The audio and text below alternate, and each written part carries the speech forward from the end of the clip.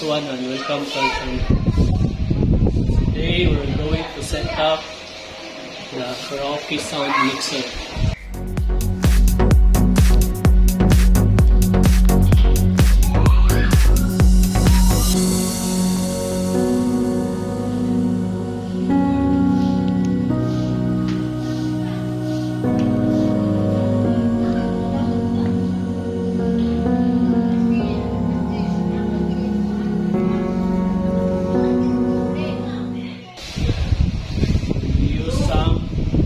We use some cable, RCA cable, of course, don't forget the power adapter and the microphone. So let's gonna try this at the TV. If your TV is Android, you can cast through your cell phone. You can cast already through your cell phone. But if the TV is not an Android, you can buy some Chromecast online. So first, we have to put the RCA. Just follow the colors. This is for our output for our speaker. Our speaker is from Samsung DVD home theater. Follow the colors.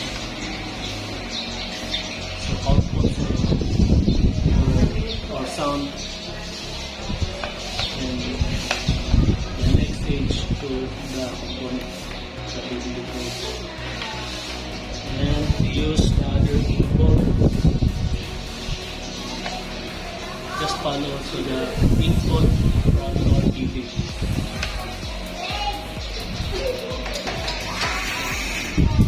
This will come to the TV. Just look for the headset icon. Just plug it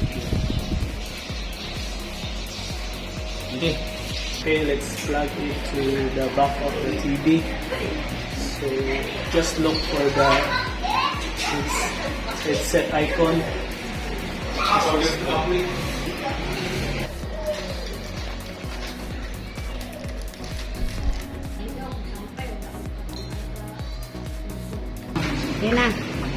Okay, so already plugged in. Next is for the DVD player.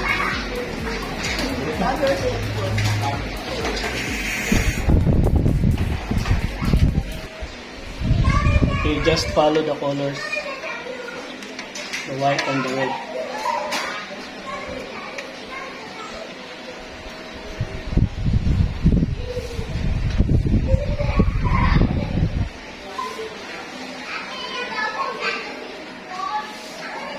We didn't use the yellow because it's for video output.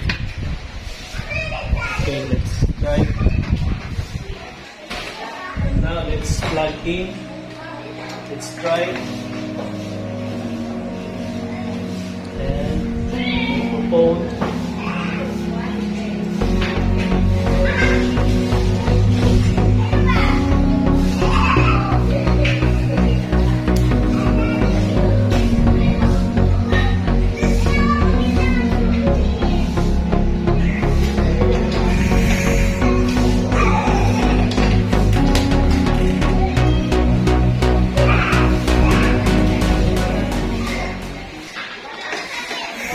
DVD, go to the function and go to the auxiliary of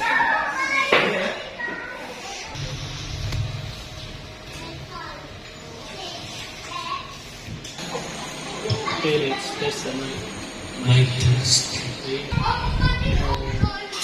Make sure your cell phone and TV is connected.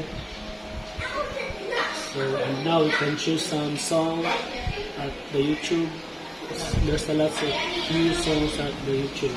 So let's try. Make sure you have to search just add the karaoke.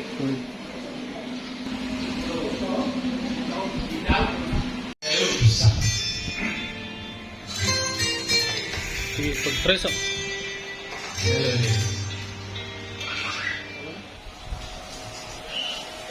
Hello guys, all is well, all is set up. It's all function, the microphone, the TV, and the speaker. So enjoy singing and have fun. And that's it for now. Stay safe, happy lang.